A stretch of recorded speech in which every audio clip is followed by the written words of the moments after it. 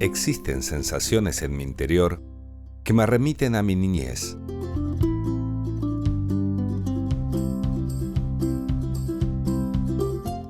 Hay lugares, situaciones, que me disparan en regresión cronológica hacia aquellos años en donde mi idea del mundo comenzaba a nacer. Tuve la dicha de siempre poder volver para encontrarme, con una mirada evolucionada, con la certeza de saber que sigo siendo en esencia el mismo.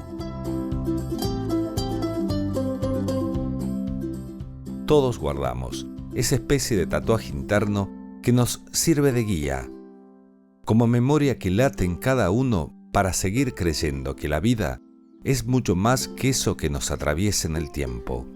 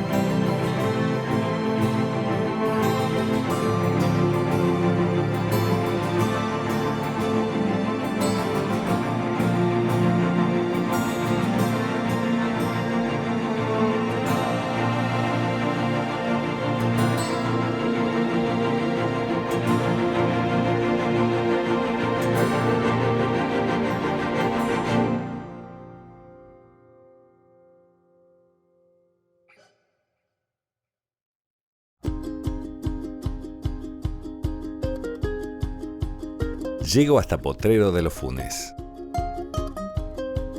Hoy es el agua el nexo que me pone en contacto con este lugar. La construcción de este dique marcó un antes y un después para la zona. Esta obra hídrica sin precedente para la Argentina hoy es el símbolo de este poblado.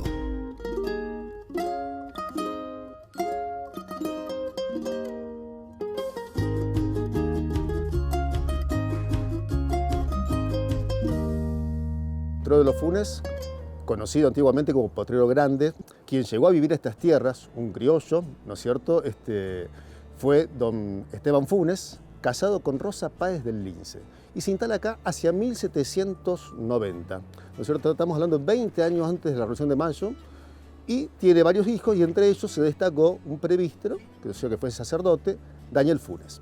El potrero se comienza a llamar, por este hombre, Potrero de los Funes. Ahora estamos en un San Luis del mediados del 1850, llegando a 1860, y se ve la necesidad de conducir agua a la ciudad capital. Ah, perfecto. Que se estaba expandiendo, Se estaba expandiendo, había unas de aguadita, que se conoce como de Porredón, algunos, pero no había agua. O sea, comprendamos eso, realmente en una San Luis, en un semiárido, había que llevar agua. Y acá, en 1860, se presenta un proyecto y recién eso se va a concretar en 1869, ya con un decreto. Y en 1870, acá es importante, se da inicio a la obra del dique embalse. La obra concluye en 1875, 5 años, pero no se le entrega. Se pone un año a prueba. Entonces se está entregando esta obra en 1876. Entonces realmente este dique hay que pensarlo, es llevar el agua, lograrlo. En aquel momento, los puntanos, tener esta gran obra a 18 kilómetros, camino de tierra, sin asfalto en San Luis, casi sin luz eléctrica, ni en el casco céntrico de San Luis, estamos hablando de una gran obra, pero necesaria. Y no solamente, hoy la vemos como un lugar turístico, es vital y de sanidad. Teniendo agua y de buena calidad, o sea, mejorás la sanidad de la población de un lugar. El dique Potrero de los Funes es importante a nivel provincial, ¿no? Por esto que decías del agua y Tal demás. cual. Pero a nivel nacional también juega un papel, ¿no? A nivel nacional se sostiene que es el primer dique embalse de estas características con arco en bóveda, ¿no es cierto?, de lo que es propiamente lo que hace el dique, que fue el primero. Así se sostiene, y en la provincia genuinamente es el primero. ¿Cómo cambió la construcción de este dique, del dique Potrero de los Funes? ¿Cómo cambió en la fisonomía del lugar, urbanismo? ¿Se cambió algo, digamos, desde esa época a ahora? ¿Cómo fue? ¿Qué había? Tenemos que considerar, como dijimos al principio, que esto es un gran valle. Claro. O sea, el valle que era Potrero Grande, luego Potrero de los Funes, y al hacer el dique ya se crea un espejo de agua en el medio del valle. Entonces, realmente todo se va centralizando lo que va a ser la villa de Potrero y la villa turística de Potrero de los Funes hacia el norte del dique, en el faldeo del cordón montañoso. Es decir, el pueblo está mirando al sur. Bien. Y, y está al norte del pueblo, pero se está buscando siempre mirando al sur, que por ahí, bueno, algunas casas también miran al norte, pero si uno lo ve, el pueblo a veces en su mayoría de sus casas las hace mirando al sur, como buscando mirar el espejo de agua. Por último, te quería preguntar, ¿qué lugares había cuando se construyó? Supuestamente acá había una casa, ¿no? Exacto. El dique no se lo podía dejar solo, porque tiene compuertas, tenía esclusas, había regulación, todo manual, y se había hecho la casa que se llamaba en aquel momento del guardadique.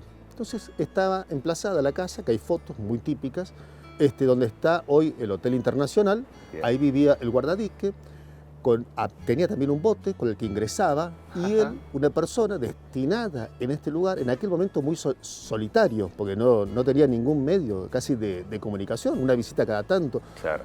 Y ese hombre era el responsable y el que cuidaba, ¿no es cierto?, realmente, y el que regulaba. La parte más atenta que tienen que tener esas personas, lógicamente, es a partir de la primavera que comienzan las grandes lluvias. Pero no, el dique nunca se lo dejó solo. Tenemos que estar orgullosos de esta obra, de este dique, que en San Luis es el primer dique de San Luis y fue modelo de muchos diques de la República Argentina.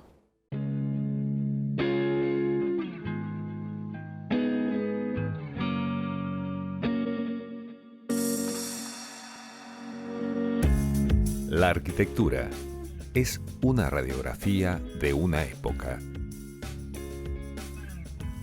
Pero, ¿qué sucede cuando está pero no se ve? Voy a visitar uno de los diques más importantes de la provincia de San Luis.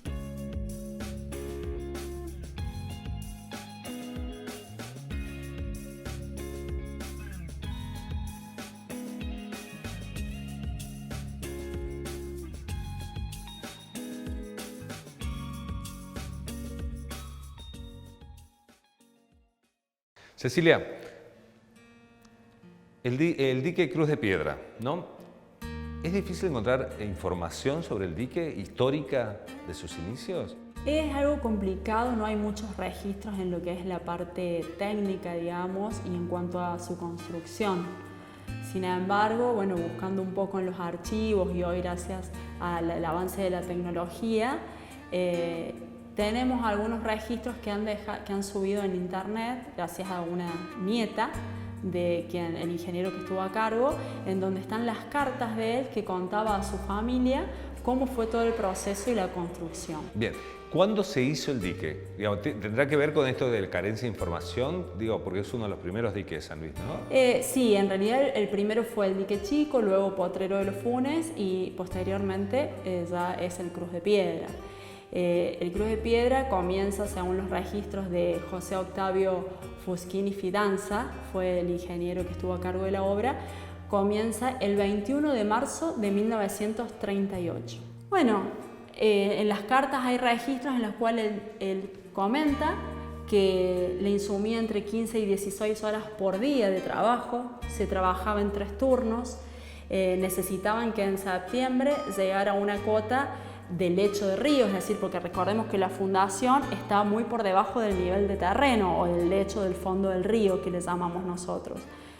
Estaba muy preocupado y comenta que venía la época de lluvia y necesitaban llegar y que le faltaban 7 metros. Así es como en noviembre tienen una gran crecida y no se dejan rastros de lo que fue la construcción del dique. Entonces por eso se demora más. Ah, ¿se destruyó todo? Se destruyó todo, la crecida se llevó todo el trabajo hasta el momento. Y en 1942 se finaliza con esta obra. Y en cuanto al terreno, digamos, lo topográfico, digamos, ¿por qué se hace ahí? ¿Por qué? Bien, justamente? eso es en cuanto al cierre que hay, eso se estudia en forma de geología, cuál es la geometría que se le va a dar a la presa o qué tipología se va a utilizar, de acuerdo a cómo es el cierre. El cierre se le llama a dónde va a estar puesto el muro o el dique o la estructura que va a soportar el empuje de agua, el empuje de los sedimentos, la fuerza eólica, el oleaje o el sismo. Es por eso que en este momento, en esta particularidad, es una presa de tipología que se llama de a gravedad aligerada de contrafuertes. ¿Cómo sería Es una eso? presa de hormigón.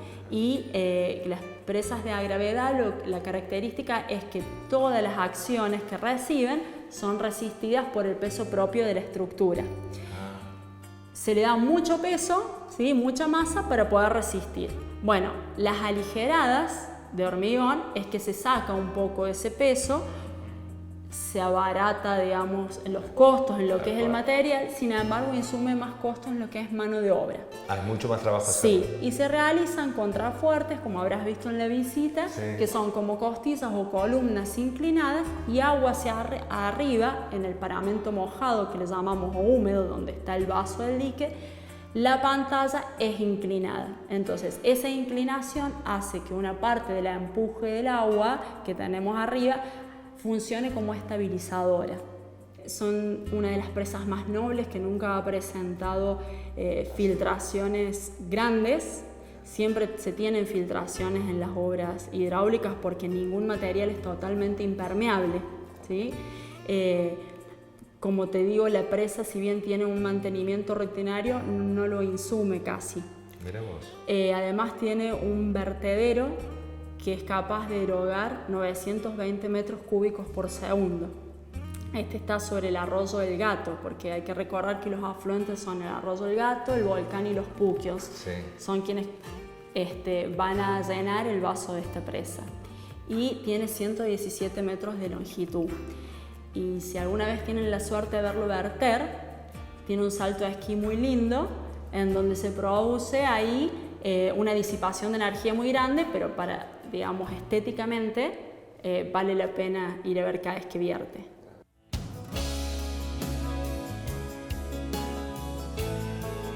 Siento como el lugar me va contando del pasado. Puedo ver indicios del paso del tiempo.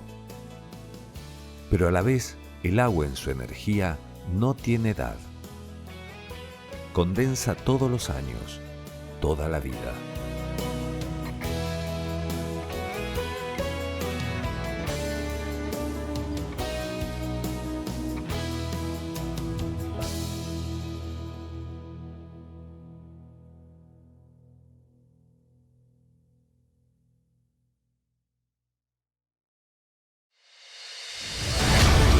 Canal 13. Bien nuestro.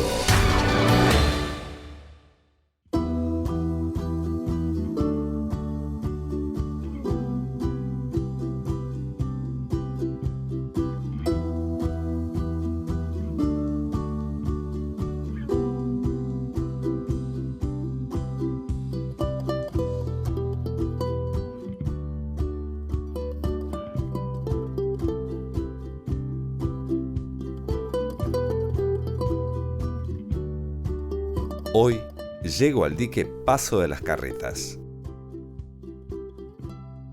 Si bien es la primera vez que estoy aquí, siento una cercanía con el lugar. Como si algo de mí estuviese en el aire desde antes. Voy a entrevistar a Enrique. Él fue una de las personas que dio vida a este proyecto.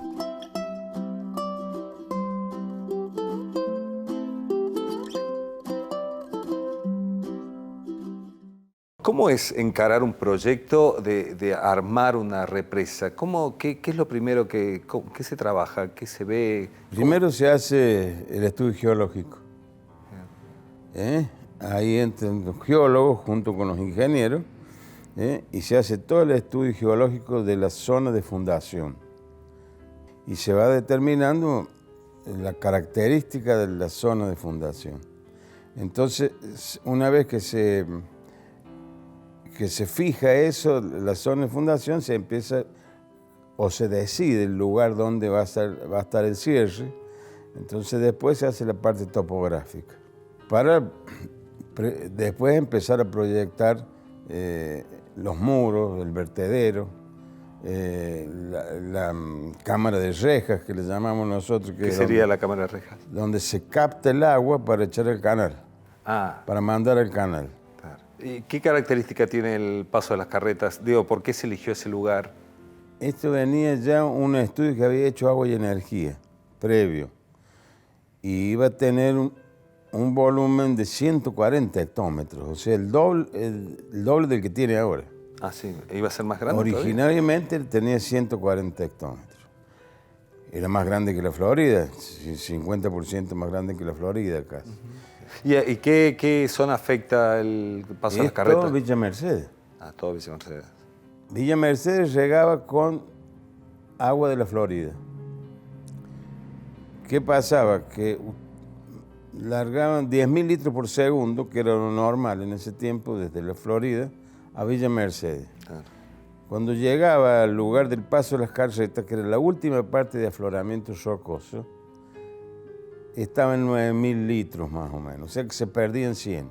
De ahí hasta Villa Mercedes se perdían 9.000, 8.000 y pico de litros. O sea que llegábamos a Villa Mercedes con 1.000, 1.200 litros por segundo y largando de acá de la Florida. Claro, con mucho viaje para el agua y se iba... Es que entraba en una zona donde no había roca, no era impermeable. Entonces se insumía. Entonces el objeto de hacer el último afloramiento rocoso que existe, si pudieran seguir el río, van a ver que justo en el lugar del paso de las carretas.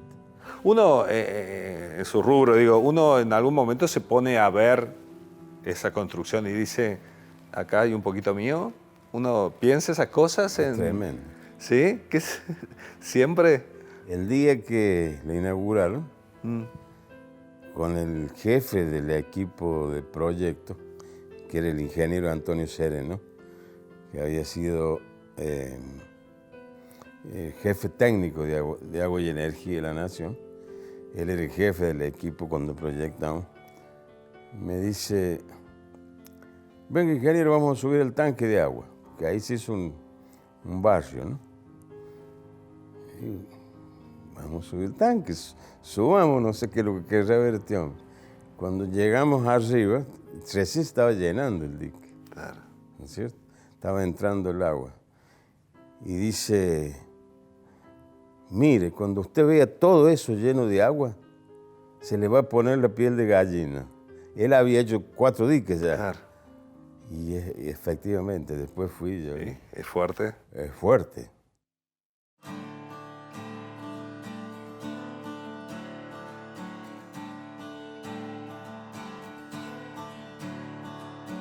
Nogolí lleva en su nombre el agua como símbolo. Su dique es uno de los atractivos más importantes del lugar. Este espejo de agua se encuentra en un contexto natural inigualable. La historia de la vegetación también escribe en el viento.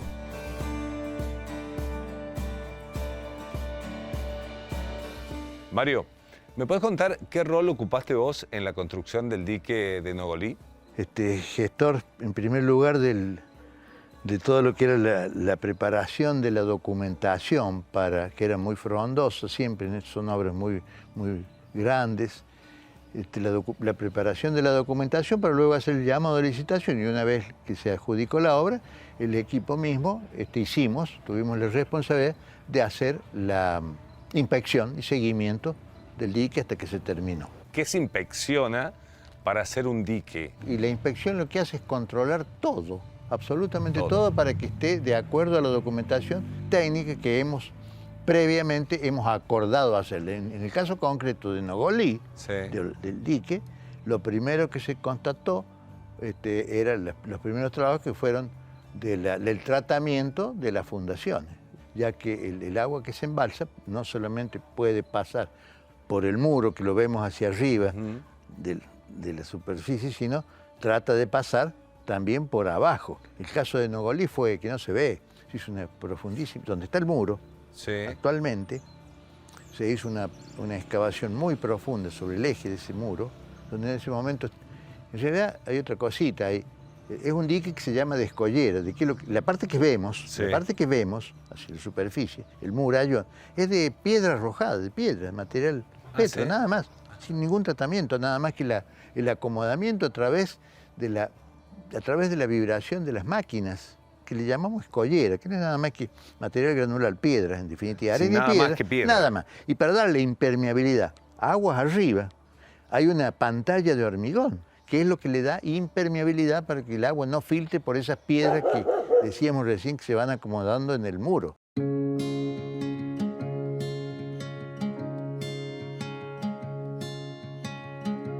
¿Por qué se eligió ese sitio específico para hacer el dique? En realidad ese sitio se elige, bueno, por conveniencia geológica fundamentalmente y económica. Claro. Pero originalmente, claro, el dique está bien, el dique no estaba en Piedras Azules. ¿Qué pasó? ¿Por qué se hizo allí? Porque con el sistema de licitación que adoptamos, por conveniencias económicas y de todo tipo, hubo alguien, que fue el ejecutor, que dijo, está bien, yo me presento acá a Piedra donde usted quiere, pero ojo muchachos, les sugiero que estudiemos la actual ubicación, que es más conveniente y va a ser más económica para usted. Entonces, se presentó como otra propuesta. Como una alternativa, y era conveniente también.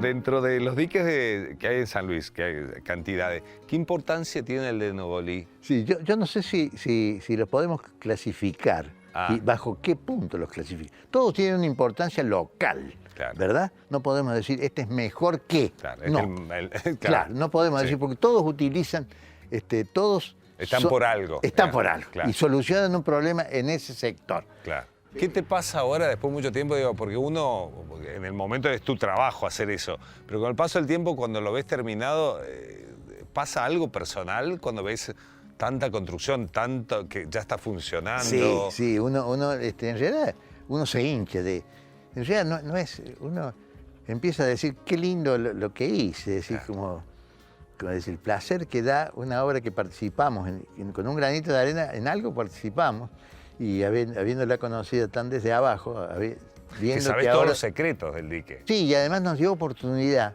de aplicar un montón de conocimientos, ¿no? Qué bueno. En otra parte uno se siente el orgullo, esa es la palabra, el orgullo de haber estado, de haber participado y de ver como un hijo mayor, grandote, que está funcionando bien.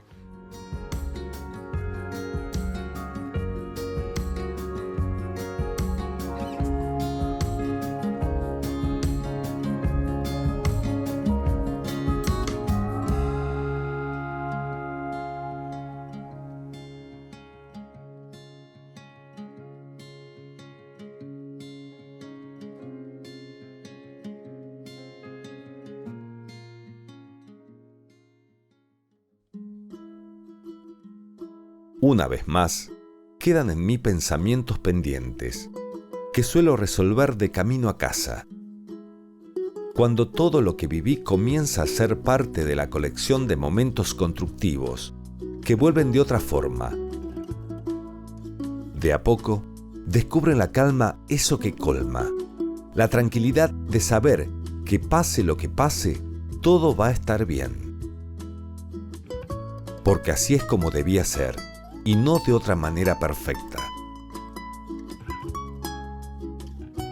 De a poco, voy cerrando esta etapa de años largos de mucho aprendizaje, donde he podido encontrar un espacio propio para apagar mi curiosidad. Es momento de continuar el camino, con la convicción que solo el tiempo da, y donde los misterios no tienen lugar, porque solo es cuestión de dejarse llevar.